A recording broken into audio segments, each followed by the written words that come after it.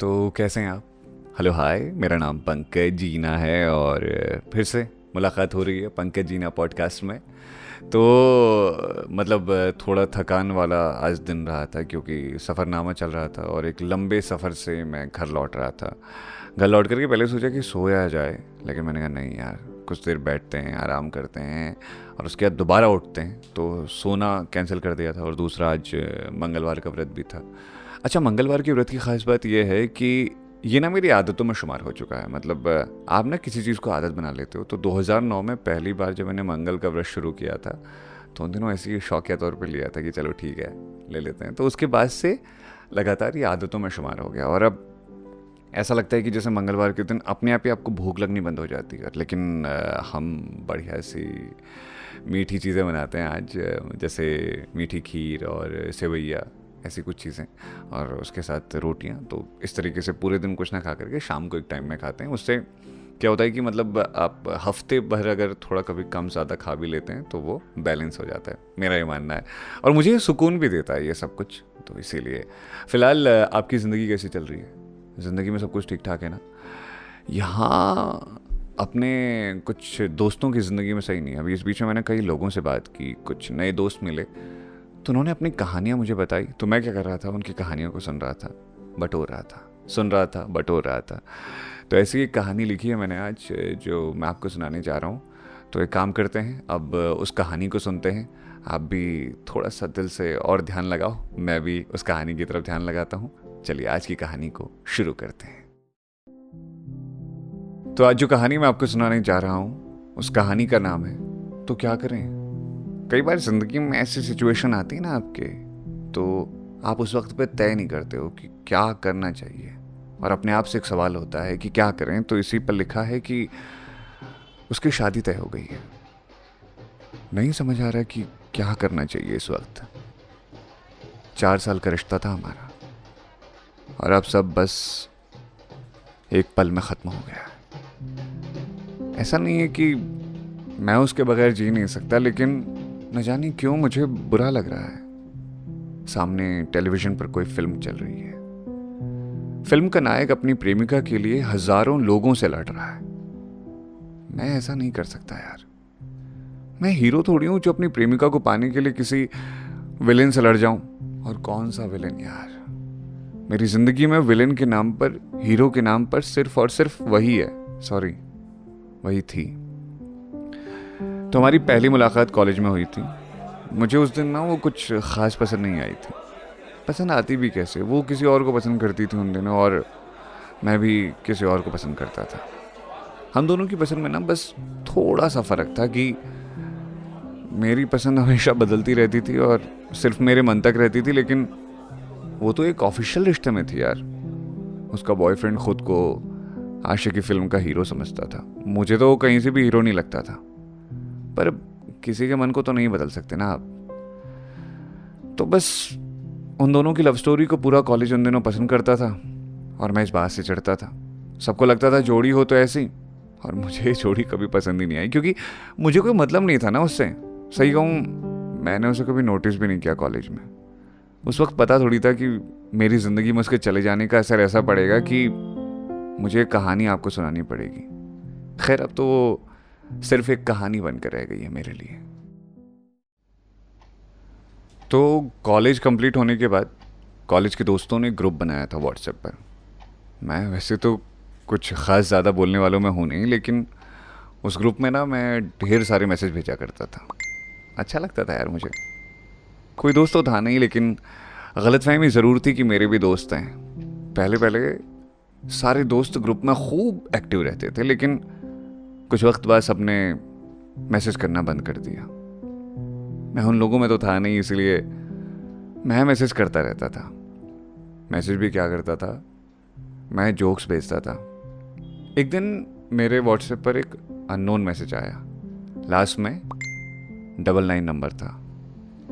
मैंने मैसेज पढ़ा तो उसमें लिखा था, तुझे अजीब नहीं लगता डेली मैसेज करना? मैंने मैसेज देखा और लिखा, लेकिन मैंने तो आपको कोई मैसेज नहीं भेजा। अरे मैं ग्रुप की बात कर रही हूँ डफर। कौन सा ग्रुप? मैंने लिखा। इस बार उसने ग्रुप के स्क्रीनशॉट भेजे मुझे लगा बात तो सही करी यार।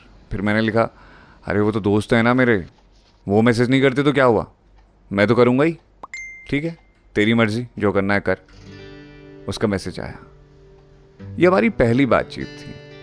मैं उन दिनों बेरोजगार था, जेब में पैसा और करने को नौकरी ना होना तो लोग ताने बहुत देते। मुझे भी घर से रिश्तेदारों के खूब ताने मिलते थे। ऐसे में एक रोज़ उसका मैसेज आना पता नहीं क्यों मुझे अचानक से अच्छा फील कराने लगा।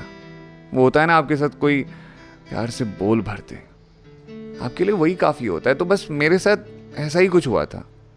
हम खूब बातें करते और हमारा व्हाट्सएप हमारी चैट से भरा रहता था। तो जब मेरा बर्थडे था उसने मुझे कॉल किया और कहा कि मैं बहुत स्वीट हूँ। मैंने उसे थैंक यू कहा और तब से हमने फ़ोन पर भी बात करनी शुरू कर दी।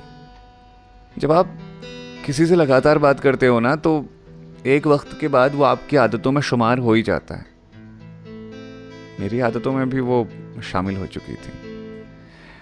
इसी बीच किस्मत कहिए या उसके साथ का असर, मेरा एक एग्ज़ाम निकल गया और मेरी नौकरी लग गई। हम अब भी बातें करते रहते थे। मुझे उसके साथ बात करना बहुत ज़्यादा अच्छा लगता था। अब मेरी ज़िंदगी में कोई और तो था भी नहीं। उससे बात करते हुए एक दिन मैंने कहा, मुझे तुम बहुत पसंद हो यार। उसने कहा कि पसंद तो वो भी मुझे करती है, लेकिन मुझसे प्यार नहीं करती। मैंने कहा, वो तो मुझे भी नहीं है तुमसे प्यार। उस दिन वो बात ना आई गई हो गई। उसके बाद उसका जन्मदिन आया। मैंने 12 बजे उसे कॉल लगाया, उसका फ़ोन बिजी आया। मैंने लगभग 1 बजे तक कॉल मिलाया तो उस दिन 2 बजे उसका मैसेज आया कि जब कोई कॉल नहीं उठाता उसका मतलब ये होता है कि वो बिज़ी है। मैंने लिखा, हैप्पी बर्थडे, बस बर्थडे विश करना था तुमको। उसने लिखा, थैंक्स, बस आगे से ऐसे बार बार कॉल मत करना, वो भी आधी रात को। मैंने कुछ नहीं कहा, बस चुप रहा मैं। इसके बाद हमारी बातें होती रही। मैं उससे मिलने उसके शहर जाता रहा। शनिवार इतवार में उसके शहर में ही बिताया करता था। तो शुरुआत में तो वो मिलती भी नहीं थी, लेकिन धीरे धीरे उसने मिलना शुरू कर दिया। अब मैं उसके लिए गिफ्ट खरीदता था, उसे शॉपिंग करवाता था और उसका बेस्ट फ्रेंड बनकर उसकी सारी बातों को सुनता था। उसके पास हमेशा वक्त नहीं होता था मेरे लिए, लेकिन मैं तो हमेशा अवेलेबल रहता था उसके लिए। कल कॉल आया उसका। उसने कहा कि उसकी शादी तय हो गई है, शायद किस्मत में मिलना नहीं लिखा था। मैंने कहा, गुड लक। अपनी तरफ से तो मोहब्बत मैंने पूरी निभाई थी ना, लेकिन उसकी तरफ से कोई रिस्पांस नहीं मिला तो क्या करता मैं। अब वो चली जाएगी, लेकिन मुझे कोई अफसोस नहीं रहेगा। मैंने मोहब्बत तो दिल से निभाई थी ना। अब उसे समझ नहीं आई तो क्या करता मैं। तो ये था आज का पॉडकास्ट। उम्मीद है कि ये पॉडकास्ट आपको पसंद आया होगा। तो बहुत लोगों की कहानी है जिसमें कोई किसी से मोहब्बत करता है और उस मोहब्बत के लिए किसी भी हद तक चले जाता है, सब कुछ लुटा देता है, वक्त, जिंदगी, अपनी अहमियत। फिर एक रोज उसे पता चलता है कि सामने वाले को तो उससे कोई लगाव ही नहीं है। और ऐसा बहुत लोगों के साथ हुआ है जिसमें उन्होंने बड़ी शिद्दत से मोहब्बत की और हर बार उनका दिल टूटा। हर बार उनको लगा कि काश यार एक बार मेरे महबूब ने कह दिया होता कि हाँ इश्क है तुमसे, बस जिंदगी कट जाती। प्रेम कहानियां जितनी खूबसूरत दिखती है ना, मुझे लगता है कि उतनी खूबसूरत होती नहीं है। और ख़ास तौर पर प्रेम कहानियों का अंत।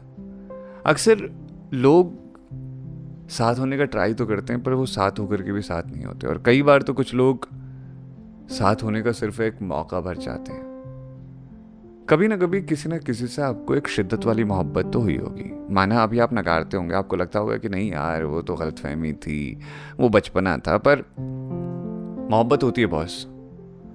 और मोहब्बत जब होती है ना तो बंदा फिर नहीं देखता यार कुछ इधर उधर, उसको बस इतना मालूम होता है कि सामने वाले से इश्क है और उसके लिए किसी भी हद तक चले जाना है। फिर नहीं सोचता वो। अगर उसने कहा कि मेरे लिए चांद चाहिए तो ट्राई जरूर करेंगे आप आसमान में हाथ बढ़ाने का, और उसके बाद तो खुद पे हंसेंगे कि अरे यार क्या कर रहा हूं मैं, या क्या कर रही हूं मैं।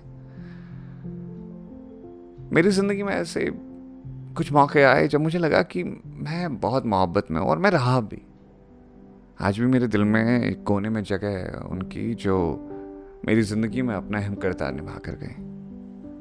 तो यही होता है यार, अक्सर कहानियों में हीरो जीत तो जाता है, पर असल ज़िंदगी में हीरो जीत नहीं पाता। कहानियों में विलन होते हैं, हीरो की ज़िंदगी में उसकी ज़िंदगी विलन होती है। और पता है, एक शेर पढ़ा था मैंने, कि शेर क्या था, एक लिखावट थी कि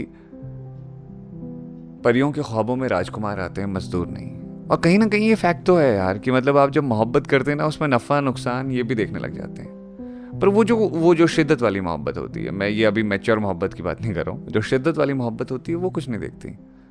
आपको जब किसी से इश्क हो जाता है, फिर वो राजा की बेटी हो या फिर राजा का बेटा हो, आपको फ़र्क नहीं पड़ता। आपको बस इश्क हो जाता है, चाहे वो मजदूर का ही बेटा क्यों ना हो। तो यार बस यही है, मोहब्बत में हर किसी ने कुछ ना कुछ झेला होता है, थोड़ा आपने थोड़ा मैंने। हर किसी की ज़िंदगी एक जैसी है, बस ये है कि कुछ लोग छिपाते हैं, उनको लगता है कि नहीं यार ऐसी बातें करके कोई फ़ायदा नहीं होगा, नहीं नहीं यार ये क्या इम्प्रैक्टिकल बातें कर रहा है। पर होता है बॉस, थोड़ा सा इश्क तो हर किसी को होता है, मतलब थोड़ा सा दिल तो धड़कता है किसी का भी। तो ऐसा ही रहा आज की कहानी में भी, जो ये कहानी मैंने आपको सुनाई। इसमें जिस किरदार ने मुझे कहानी सुनाई थी, पहले उसको लगा कि नहीं यार मैं गलत कर रहा हूँ, कि मतलब ठीक है रिलेशनशिप ख़त्म हुआ है, कोई बड़ी बात नहीं है, मेरे को अपने आप को नॉर्मल कर लेना चाहिए। 1-2 दिन तक का नॉर्मल चला, दूसरे तीसरे दिन वो किरदार फिर से परेशान हो गया। तो फिर उसके बाद वो थोड़ा ठीक ठाक हुआ, उसके बाद फिर से वो परेशान हो गया। तो अब ना उसने आदत बना ली ऐसे परेशान होने की। अब बात भी सही है यार, 4 साल का रिश्ता किसी का टूटे, 4 साल के, मैं कहता हूँ कि किसी के दिन आप शिद्दत से 4 दिन बिता लेते हैं ना, तो आपको एक जुड़ाव होने लगता है। खैर मैं ये दुआ करूँगा कि दुनिया की हर मोहब्बत अमर रहे, दुनिया की हर मोहब्बत में उसको उसकी मंजिल मिले। पर यही ज़िंदगी यार बॉस, और इस ज़िंदगी को आपको ऐसे ही अपनाना पड़ेगा। बाकी लोगों की ज़िंदगी में क्या हो रहा है, लोगों की ज़िंदगी में क्या गुजर रहा है, इसको कहानियों में समेटने का काम चलता रहेगा। अभी मैं कुछ कहानियाँ इकट्ठा करके लाया हूँ, घूमने गया था, उड़ने गया था आसमानों में, तो आसमानों को छूते हुए बहुत सी कहानियाँ मिली हैं, बहुत से लोग मिले, बहुत से अनुभव मिले हैं, और मुझे लगा कि अपनी फैमिली के साथ वो अनुभव बांटने चाहिए। तो आपके साथ उन सारे अनुभवों को मैं बांटूंगा। आपको बस एक काम करना है, क्योंकि वो कहते हैं ना कि शेयरिंग इज़ केयरिंग। तो इस वीडियो को शेयर कर देना यार, और इस चैनल को सब्सक्राइब कर लेना। जल्दी से जल्दी इस चैनल को अब आगे बढ़ाना है, और यही गुजारिश है कि मोहब्बत आप देते रहें ऐसी, और हम काम करते रहें, कहानियाँ आपको ऐसी सुनाते रहें। बहुत बहुत शुक्रिया मोहब्बत देने के लिए, प्यार देने के लिए। आप हैं तो हम हैं, मोहब्बत जिंदाबाद। शुक्रिया मेरी जान, लव यू सो मच।